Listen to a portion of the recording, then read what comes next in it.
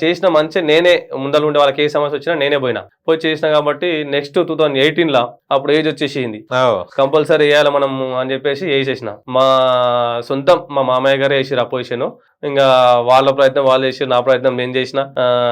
వాళ్ళందరూ కూడా సహకరించారు. ఒకే ఓటు మెజారిటీతో గెలిచిన నేను. ఒక్క ఓటు మెజారిటీతోనే గెలిచిన. ఒక్కటే ఓటు మెజారిటీ. అట్లా మా ఊర్లో 3 వార్డు నెంబర్ గెలిచారు ఒకటే ఓటు మెజారిటీతో. 10 వార్డులు ఉన్నాయి మా ఊర్లో. 10 వార్డులలో 3 దాదాపు ఒకటే ఓటు మెజారిటీతో గెలిచారు. నేను ఒకటే ఓటు మెజారిటీతో గెలిచిన. అసలు నేనే పోయిన కౌంటింగ్ మిషన్లకి. ఎంత టెన్షన్ ఉంటదంటే అది దానివల్ల వచ్చే లాభం ఏమి ఉండదు కానీ అసలు మామూలు టెన్షన్ ఉండదు. నేనే కౌంటింగ్ పోయినా 50 ఆయనకు వచ్చినాయి, 48 నాకు వచ్చినాయి. తర్వాత ఏమైనా కౌంటింగ్ వాళ్ళు అది చూసుకుంటారు, ఎన్ని ఓటింగ్ అయింది, ఎంత రావాలని చెప్పి చూసుకుంటే ఇంకా 4 ఓట్లు స్లిప్పులు రాలేవు. 4 స్లిప్పులు రాకపోతే ఎక్కడ పోయినాయి అని చెప్పేసి వెతుకుతుంటే ఒక్కొక్క స్లిప్ లో మడతబడి ఉన్నాయన్నమాట. ఆ స్లిప్పులు వెతికితే 48 నుంచి 51 నాది పోయినా ఆయన 50 కన్నా ఉండే.